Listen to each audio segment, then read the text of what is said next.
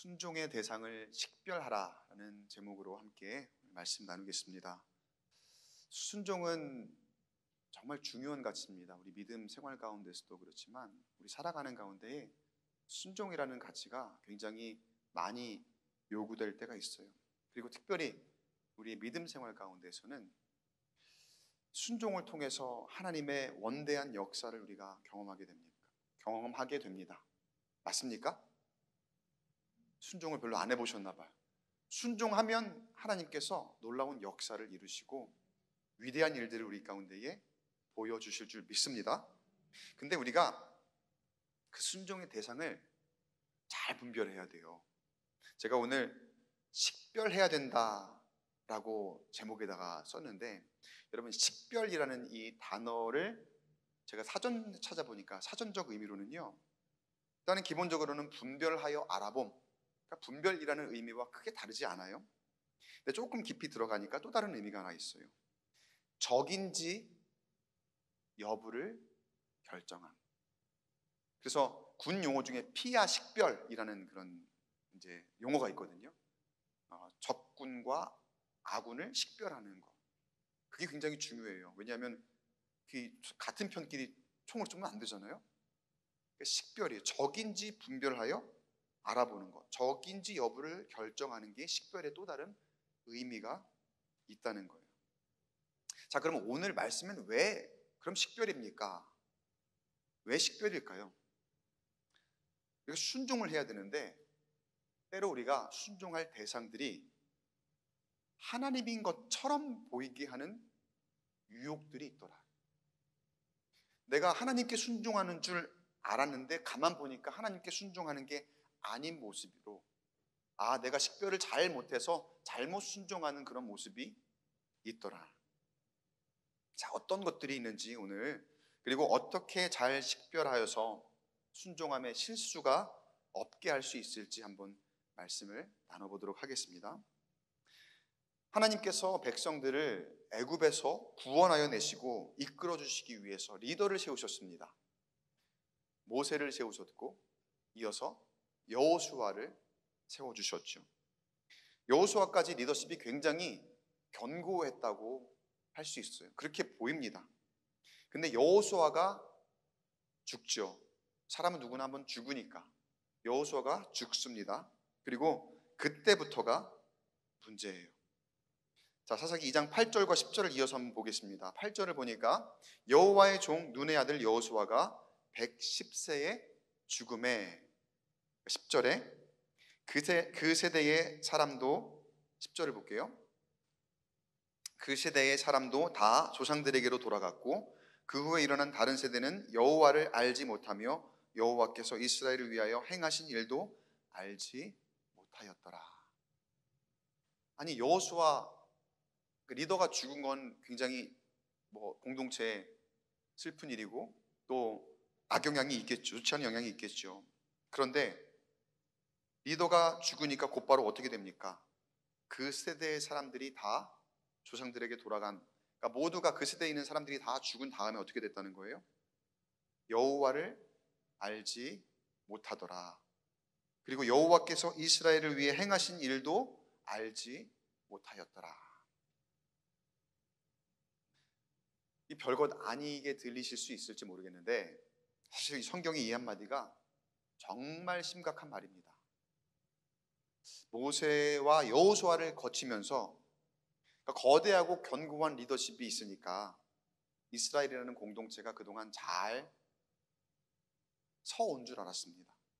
잘 서 있는 줄 알았습니다.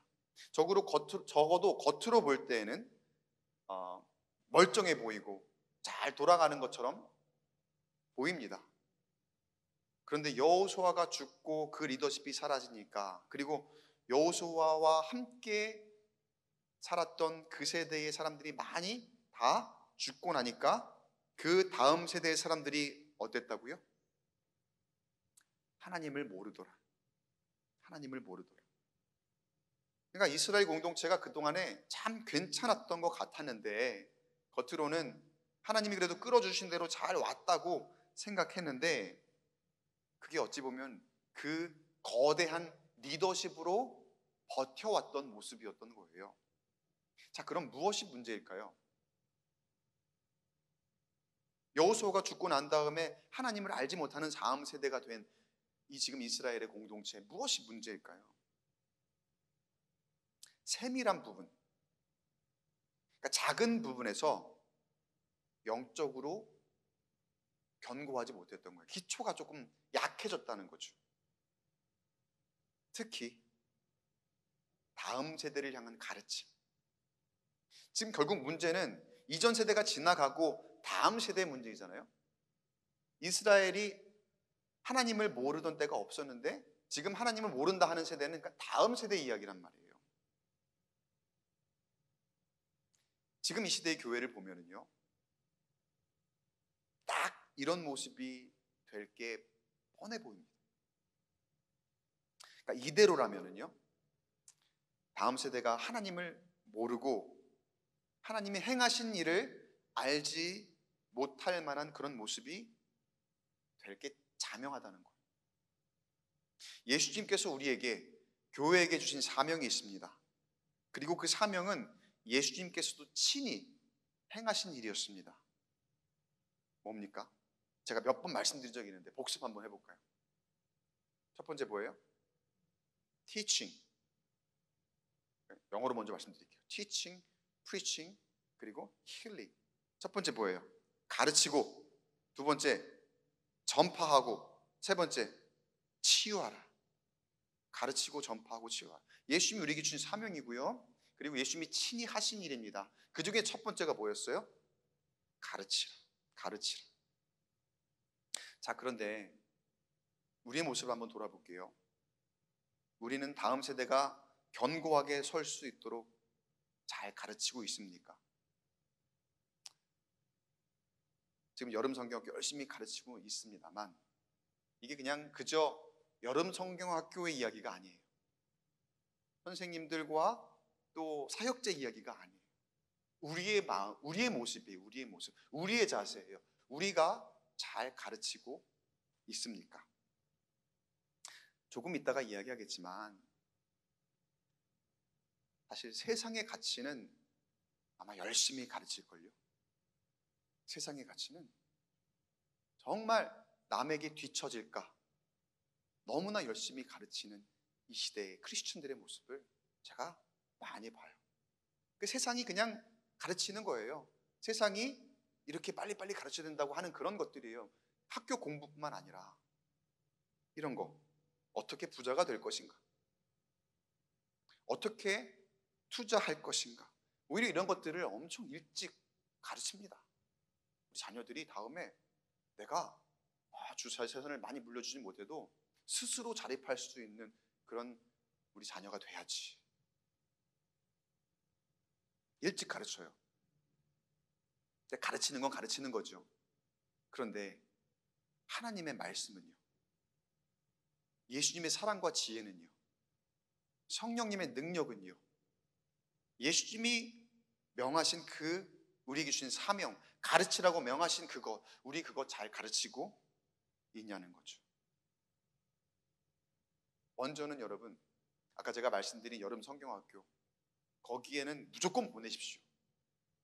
그리고 그곳에 여러분이 지원하십시오.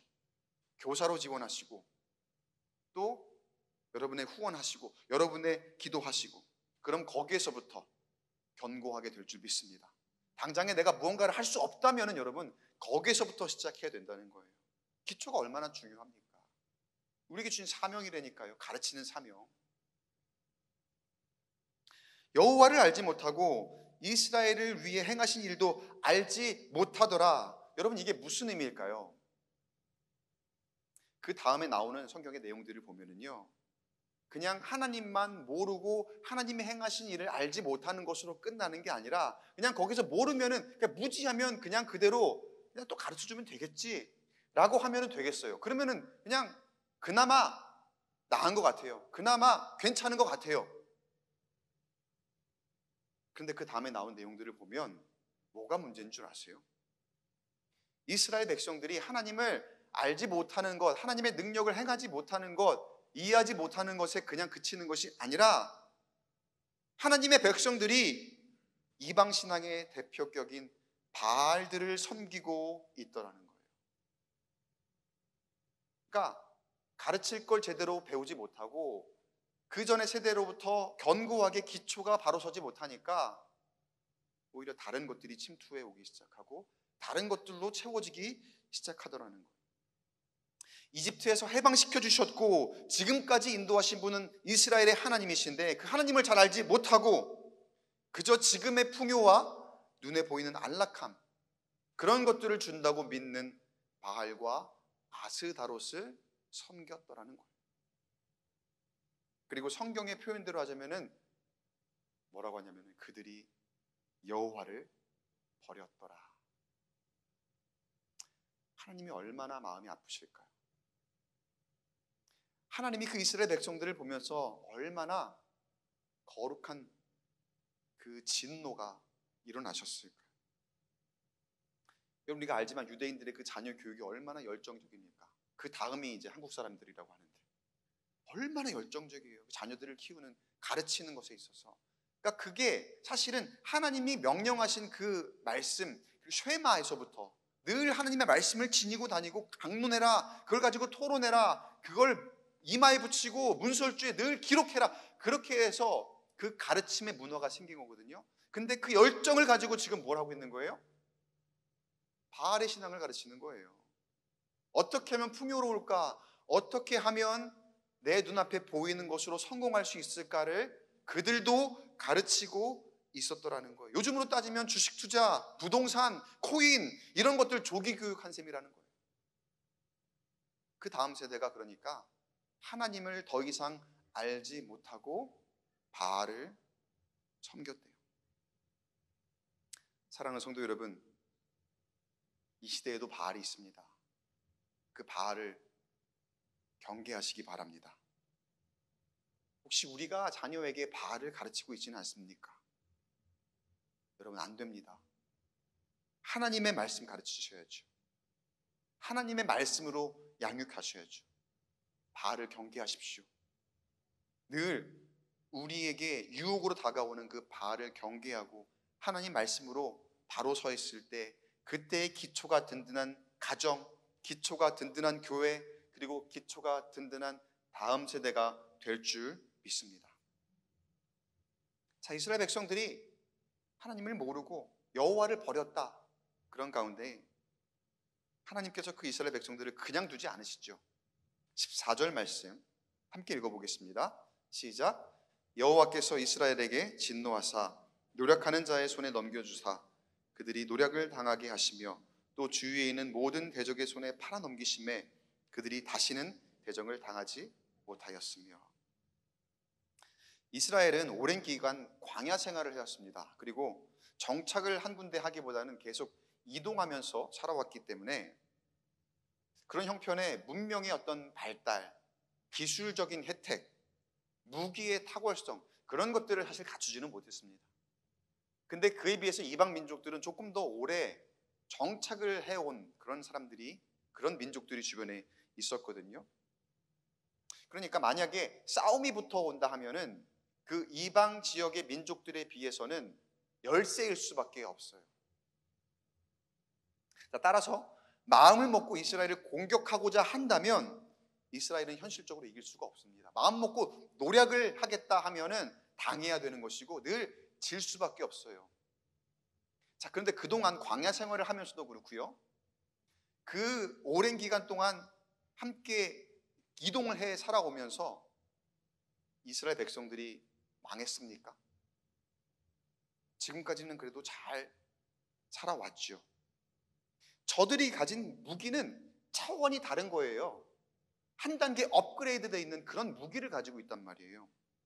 근데 왜 이방 민족들이 이스라엘을 함부로 정복하지 못했을까? 아니, 함부로 정복하려고 시도도 하지 못했을까? 시도하는 번번 매번 패하기도 했고요. 왜 그럴까요? 하나님이 그들과 함께 계시기 때문에. 하나님께서 이스라엘과 함께 계시고 하나님께서 이스라엘을 지키시고 보호하시기 때문인 줄 믿으시기 바랍니다. 자, 이방 민족의 눈으로 볼 때에도 그게 보이거든요. 아, 저기는 여호와가 함께 하시는 곳이요. 저기는 이스라엘의 민족이 하나님이 함께 하시는 곳이기 때문에 우리가 가면 그 하나님의 능력이 우리를 치기 때문에 우리가 이길 수 없어. 하나님이 그들을 지키고 계심을 이방 민족들도 사실은 알고 있었거든요. 근데 너무나 안타깝게 오히려 이스라엘 백성들이 그거를 몰라요. 그걸 지금 모르고 있는 거예요. 그들이 살 수 있는 이유는 하나님이 함께 계시기 때문이고 하나님이 함께 계셔야만 가능한 건데 그래야 살 수 있는 거거든요. 근데 지금 어떻다는 거예요? 하나님을 버리고 바알 신앙을 따르기 시작했다. 계속 반복되는 거지만 이 다음 세대가 여호와를 버렸다. 자, 그런 경우에 오늘 말씀 보니까 하나님이 어떻게 하시는 거예요? 충격요법을 씁니다. 충격요법. 하나님도 사실 원치 않으시는 방법이거든요. 근데 순종하지 않으니까. 어떤 의미냐면요, 자, 내가 지켜주지 않으면 니네 어떻게 되는지 한번 봐라. 내가 보호하지 않으면 어떤 모양이 되는지 너희들 한번 경험해봐라. 이런 충격요법인 거예요. 그런 시험인 거예요. 그래서 그동안엔 노력하는 자들, 그 이방의 민족들이 감히 하나님이 계시기 때문에 함부로 쳐들어올 수 없었고 공격할 수 없었던 그런 이 나라들에게 허하시는 거예요. 이 백성을 쳐라, 공격해라. 하나님 없이는요, 그들을 절대로 대적할 수 없습니다. 이스라엘 백성. 게임이 안 되는 세력들이에요. 그러면 노력을 하러 오면 그냥 고지고대로 그대로 당할 수밖에 없는 그런 민족이거든요. 이스라엘 민족이거든요. 그럼 여러분 답이 나왔죠. 어떻게 해야 되겠습니까? 이미 우리 안에 계신 하나님이 여러분을 지키시고 보호하심을 믿으시기 바랍니다. 그 하나님 바라보시고 하나님을 전적으로 의지하시기를 간절히 축복합니다. 내가 알지 못하는 가운데 성령께서 우리와 늘 함께 하시거든요. 중요한 건 내가 그걸 인지하는 거예요. 나와 늘 함께 하시고 나와 동행하시고 나를 지키시고 나를 보호하시는 그 성령님을 우리가 인지하는 것. 여러분, 우리가 그걸 알 때에 성령의 능력으로 나아간다면요, 하나님의 능력으로 내가 세상을 살아간다면 세상이 절대로 감히 우리를 믿는 사람들을 함부로 하지 못하게 될 줄 믿으시기 바랍니다. 저를 따라서 한번 고백하겠습니다. 하나님이 나를 사랑하십니다. 하나님이 나와 함께 하십니다. 하나님이 나에게 말씀하십니다. 듣는 만큼 변화됩니다. 여러분과 함께 하시는 하나님이 여러분을 사랑하시고요, 여러분에게 말씀하십니다. 그 말씀을 들으시기 바랍니다. 그리고 그 말씀 듣고 순종하시기 바랍니다. 그런 가운데 하나님이 절대로 해를 당하지 않고 상하지 않는 보호하심으로 저와 여러분 함께 하실 줄 믿습니다. 그리고 듣고 가르쳐야 되는 거예요. 자, 그런데 이스라엘 백성들은 아직 거기에 이르지를 못해 있었던 거예요. 이런 때에 하나님께서 특별히 세우신 사람들이 있었습니다. 오늘 사사기 말씀 읽었잖아요. 사사들에 대한 이야기거든요. 사사들. 그러니까 사사들은 아직까지, 나중에 이제 왕이 세워지잖아요. 이스라엘에 왕이 세워지기 전까지는 이스라엘 백성들을 하나님 말씀을 따라서 인도하고 또 통치하고 하는 그런 역할들을 정치적으로나 또 영적으로나 여러 면에서 이제 이끌어가는 리더의 역할을 감당하는 사람들이 바로 이 사사들이었던 거예요. 사사들을 세우시고 먼저는 노력하는 사람들로 하여금 이스라엘 백성들이 노력을 당하도록 이렇게 허하신 부분이 있지만 이제는 백성들을 사랑하신다고 했잖아요.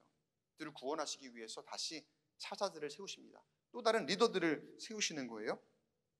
그리고 이방 민족의 공격으로부터 이스라엘 백성들을 구원하시도록 도와주시는 그 말씀.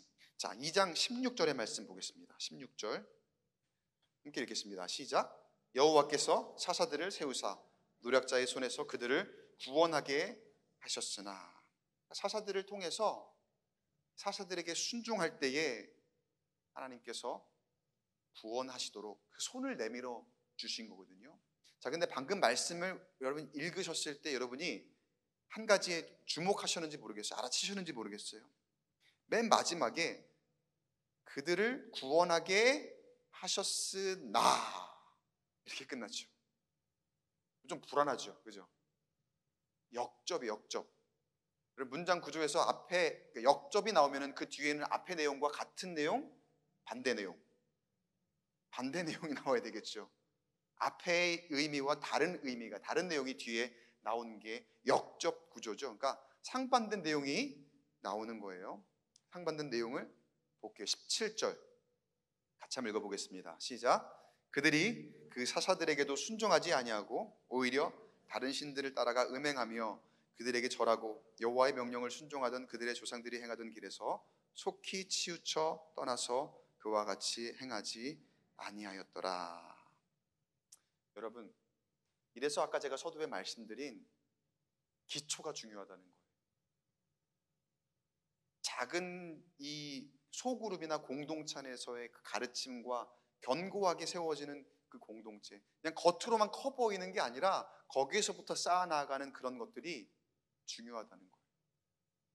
여러분, 견고하면은요, 기초가 견고하면은 이렇게 막 흔들어도 쉽게 무너지진 않습니다. 조금 흔들릴 수는 있어요. 근데 기초가 견고하지 못하면은 이렇게 막 흔들면은 완전히 무너져 버리거든요. 그럼 처음부터 쌓아 나가려면은 그게 굉장히 어려운 거예요. 하나님께서 사자들을 보내셔서 구원의 손길을 내미셨음에도 불구하고 지금 이스라엘 백성들의 현실은 어떤 모습이냐면 완전히 무너져 버린 현실인 거예요. 기초가 견고하지 못해서 그 바알의 신앙이 침투하니까 완전히 흔들리다 못해 무너져 있는 그런 상황에 주변에 괴롭힘도 당했거든요. 그러면 하나님을 의지하고 매달릴 만도 해요. 근데 그때뿐인 거예요.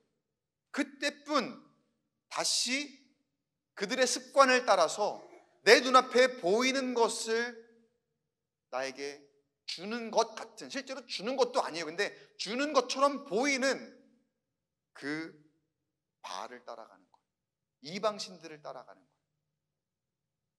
한 번 하나님을 모르기 시작하니까, 한 번 하나님을 향한 그 신앙의 기초가 완전히 무너지니까 다시 하나님을 찾기가 너무나 어렵더라는 거예요.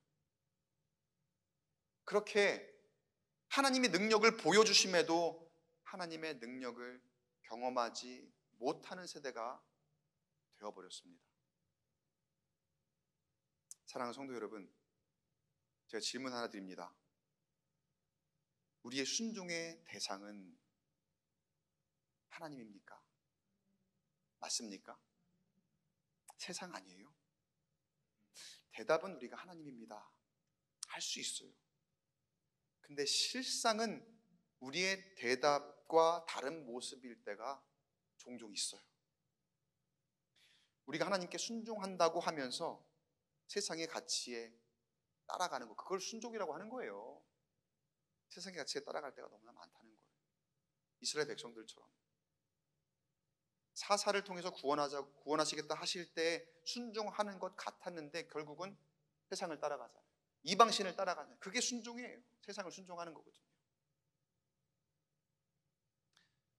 최근 개봉했던 그 애니메이션 영화 인사이드 아웃 2 보셨나요, 여러분 혹시? 저 지금 재밌게 봤습니다. 이제 나온 지가 조금 됐으니까 제가 스포까지는 아니지만 새로운 캐릭터가 하나 있거든요. 거기에 새로운 캐릭터가 있는데 그 이름을 제가 소개를 해도 괜찮을까요? 그 정도 괜찮아요. 그냥 가서 보셔도 아, 목사님이 얘기한 게 이거구나 그냥 그렇게 생각하시면 돼요. 불안이라고 하는 캐릭터가 새로 등장을 해요.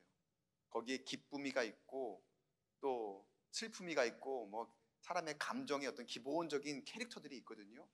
거기에 새로운 캐릭터가 인사이드 아웃 2에 등장을 하는데 영어로 anxiety, 불안이, 애가 등장을 하는데, 걔가 한번 그 불안이가 막 조종을 하기 시작하니까 다른 감정들이 맥을 못 쳐요. 완전히 불안이가 이 사람을 지배를 하는 거예요. 그래서 어떤 다른 감정도 나오지 못하도록. 그러니까 불안이 다른 말로 하면은 염려고 걱정이죠. 당장 내 눈앞에 보이는 것을 잡아야 되는 거예요. 그것을 잡지 못하면 걱정이 되고 불안이 되고 염려가 되니까 완전히 패닉 상태가 되어버리고, 그냥 그 눈앞에 있는 것 하나를 잡기 위해서 다른 것들이 다 무시가 되는 거예요. 여러분, 우리 가운데 이럴 때가 많아요. 여러 걱정이 있죠. 염려가. 그리고 다른 사람들과 함께 살아가다 보니까 이 경쟁 시대에 뒤처지진 않을까 하는 그런 염려, 걱정. 다른 사람만 잘 되는 거 아니야? 다들 저 주식 산다 그러고 저 코인 한다고 하는데 나만 저거 안 하면 나만 뒤처지는 거 아니야? 괜히 불안하잖아요. 괜히 염려가 있는 그런 시대를 살아가고 있습니다. 저 또 기회가 안 오면 어떡하지? 영끌을 해서 막 집을 사고, 다른 사람이 저 기회를 잡아버리면 어떡하지? 기회는 한정적인데 저거는 모두가 가질 수 있는 게 아닌데 저 사람이 저걸 먼저 잡으면 어떡하지? 그런 불안과 염려를 자꾸 우리에게 주입시키는 거예요. 그러면서 내 눈에 보이는 걸 잡기 위해서 세상의 가치에 순종할 수밖에 없는 그런 상황, 형편들을 자꾸 만들어가는 거예요. 학원이 부모의 불안과 염려를 먹고 산다고 하죠. 실력도 실력이지만 부모가 불안하면요, 사실 안 보내도 되는 거, 옆집 애가 가면 보내는 거예요. 옆집 친구 애가 그 학원 다닌다고 하면은 우리 애만 떨어지면 어떡하지? 하면서 막 이렇게 같이 보내는 게 부모의 마음이거든요. 그게 부모의 염려거든요. 학원이 그거를 먹고 산대요. 보험도 마찬가지겠죠. 우리의 불안을, 우리의 염려를 먹고 사는 거. 사실 필요합니다. 그런 가치도 필요할 때가 있어요. 왜 염려 없이 어떻게 그냥 우리가 그냥 너무 태평하면 안 되죠. 필요한 가치입니다. 근데 너무 과할 때가 많더라는 거예요. 너무 과하다 보니까 내가 진정 바라봐야 되는 곳, 내가 진정 순종해야 되는 대상, 하나님께 순종하지 못하는 우리의 모습이 너무나 쉽게 보이더라는 거예요.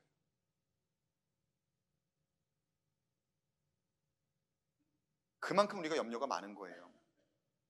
그리고 그만큼 내 눈앞에 보이는 것이 우리가 의존한다는 거예요. 그리고 그만큼 우리의 믿음이 연약하다는 겁니다. 왜냐하면 자꾸 보이는 것 집착하거든요. 근데 여러분, 믿음은 보입니까? 안 보입니까? 믿음은 보이지 않는 거예요. 보이지 않는 것을 추구하는 것, 그것이 여러분 진정한 믿음이거든요. 하나님 말씀대로 가는 길은요, 우리 눈에 당장 보이지 않습니다. 그래서 우리가 믿음의 눈으로 바라봐야 된다는 거거든요. 근데 우리 가운데 또 그 불안이가 찾아오는 거예요. 불안이가 내가 막 지배하기 시작하는 거예요. 우리 감정을. 기쁨이와 또 슬픔이나 뭐 다른 감정들을 완전히 그냥 지배하면서 불안이가 모든 것들을 컨트롤하는데, 나는 믿음으로 가려고 해요. 근데 이거 안 보이잖아 지금. 순종하려고 해요. 근데 지금 안 보이잖아. 이렇게 했다 안 되면 어떡하지? 이렇게 했다 실패하면 어떡하지? 이렇게 했다가 망하면 어떡하지? 이렇게 했다가 제가 더 잘 되면 어떡하지? 여러분, 우리에게 정말 굳건하며 담대한 믿음의 이 선조들을 성경에서 인물로 많이 보여주셨죠. 사실 하나님이 원하시는 믿음은 그 정도의 믿음이거든요. 에스더의 이 어록 가운데 명언이 뭡니까? 에스더의 명언. 죽으면 죽으리이다. 그리고 사드락과 메삭과 아벳느고의 명언 뭡니까? 그리 아니하실지라도. 하나님이 요구하시는 믿음은 사실 이런 거예요. 보이지 않아요. 그렇지만 하나님이 나와 함께 하시니 내가 죽는 한이 있어도 그렇게 하지 않을 것이라 하셔도 나는 믿습니다. 나는 그 길을 걸어갑니다. 그럼 하나님께서 반드시 우리를 버리지 않으시고 하나님의 능력으로, 어떤 세상이 감당할 수 없는 하나님의 능력으로 우리를 살리시고 우리를 이끄실 줄 믿습니다. 바알은요, 철저히 눈에 보이는 풍요와 안락으로 사람을 유혹합니다. 그러나 하나님은 완전히 다르게 일하십니다. 하나님은 우리가 믿음의 눈으로 바라봐야 합니다. 하나님 우리의 눈에 보이는 것으로 일하지 않으십니다. 믿음은 믿음의 눈으로 보는 것이고, 믿음은 우리의 육신의 눈으로는 보이지 않는 것이 당연한 거예요. 보이지 않는 것에 관한 게 바로 그 믿음이라는 거예요. 이런 믿음이 우리의 불안과 염려를 이기고 그 어떠한 환난 가운데서도 그 어떤, 이스라엘 민족으로 따지면 그 이방의 훨씬 더 첨단 무기들이 나를 유혹하고 노력하려 하더라도 하나님이 나를 사랑하시고 그 하나님이 나에게 함께 하시고 나에게 말씀하실 때 그의 순종함으로 이기게 될 줄 믿습니다. 제가 한 가지만 더 말씀 나누고서 금방 마치도록 할게요. 자, 18절, 19절 그 뒤에 이제 말씀에 어떻게 기록을 하고 있냐면요, 18절 함께 읽어볼게요. 시작. 여호와께서 그들을 위하여 사사를 세우실 때에는 그 사사와 함께 하셨고 그 사사가 사는 날 동안에는 여호와께서 그들을 대적의 손에서 구원하셨으니 이는 그들의 대적에게 압박과 괴롭게 함을 받아 슬피 부르짖음으로 여호와께서 뜻을 돌이키심이거늘. 여기 또 이거늘 이렇게 나오죠. 자, 19절 볼게요. 19절 계속해서 읽어볼게요. 시작. 그 사사가 죽은 후에는 그들이 돌이켜 그들의 조상들보다 더욱 타락하여 다른 신들을 따라 섬기며 그들에게 절하고 그들의 행위와 패역한 길을 그치지 아니하였으므로. 자, 첫 번째, 이스라엘 백성들이 하나님께 순종해야 되는데 세상을 따라 순종했던 그런 모습이 있었기 때문에 지금 자꾸 실수하는 거거든요. 근데 거기에 또 하나 유혹이 있어요. 그걸 제가 말씀드리려고 하는 거예요. 사사를 세우실 때에는 하나님께서 그 사사와 함께 하시며 그 사사를 통해서 이스라엘 백성들을 인도하셨다. 지금 여기서 방금 말씀을 하셨어요. 여기서 두 번째 질문 하나 드려볼게요. 여러분 사람 너머에 역사하시는 하나님을 진정 바라보고 계십니까? 순종의 대상, 여러분의 진정한 순종의 대상, 사람 너머에서 역사하시는 하나님입니까? 아니면 사람입니까? 사사가 있고 없고 차이가 나니까 마치 사사에게 능력이 있는 것 같아요. 근데 그렇지 않아요. 그 능력은 하나님의 것입니다. 분명 하나님께서 사람을 통해 일하시긴 하십니다. 틀린 말은 아닙니다. 그리고 그 사람이 참 고마운 사람이에요. 나를 위해서 하나님이 천사를 보내셨어. 그게 누가 되었든 간에 그 사람을 통해서 나에게 이렇게 역사하시는구나, 일하시는구나, 우리 고백이 참 많이 있거든요. 그러나 그 사람을 하나님께서 사용하시는 것이지 여러분 그 사람과의 관계에서 끝내려고 하지 마세요.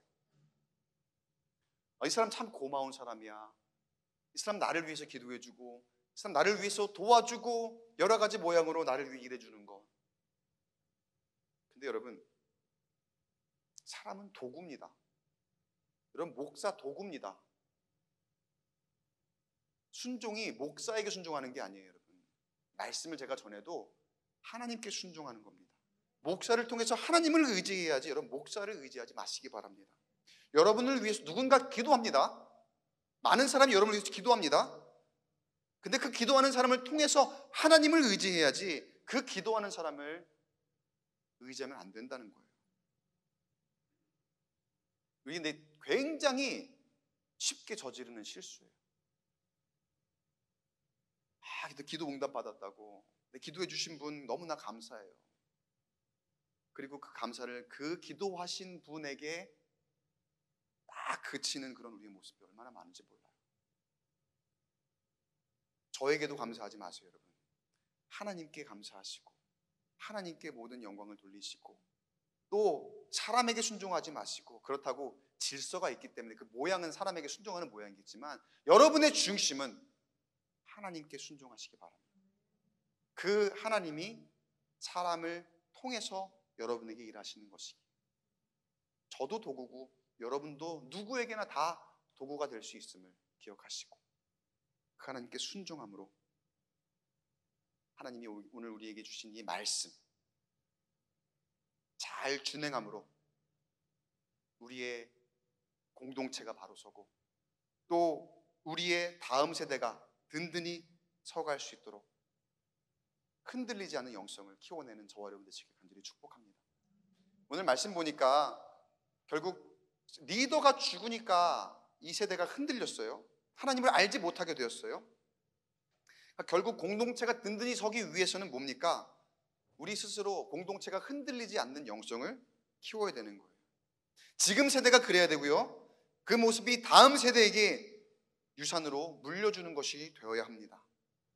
그러려면 여러분, 작은 단위에서부터 견고해져야 됩니다. 사랑하는 성도 여러분, 가정예배 회복하시고요, 여러분의 셀도, 여러분 소그룹도 좀 적극적으로 모이시고요, 여러분 1:1 양육하세요. 1:1 양육. 아주 작은 단위, 여러분은 견고히 설 수 있는 너무나도 귀한 도구입니다. 1:1 양육. 그 작은 것들이 하나하나 모일 때 우리 교회가, 공동체가 견고해지는 것이고 흔들리지 않은 공동체가 되는 거예요. 결국은 여러분이 하셔야 되는 거예요. 리더만 의지하지 마시고요, 다 해달라고 하지 마시고요. 흔들려요 그러면요, 그렇다고 리더가 없어도 된다는 뜻은 아닙니다. 그러나 내가 의지하는 리더가 있고 없고의 차이가 확 난다면 여러분, 그 공동체는 정말 쉽게 흔들리고 무너질 수 있는 공동체라는 거예요. 리더는 하나님의 종입니다. 그리고 우리의 순종의 대상은 하나님입니다. 하나님. 식별하십시오. 리더가 순종의 대상처럼 보이는 그 유혹을 여러분 식별하십시오. 그럼 저와 여러분이 속한 공동체를 통해서 하나님의 은혜와 능력을 경험하고 그 공동체가 세대를 이어서 견고하게 서가게 될 줄 믿습니다. 그 공동체가 우리 광교 꿈의 교회 되기를, 어떤 환경에서도 하나님을 알고 하나님께서 행하시는 일을 경험하는 우리 교회 되기를 주님의 이름으로 간절히 축원합니다. 이 시간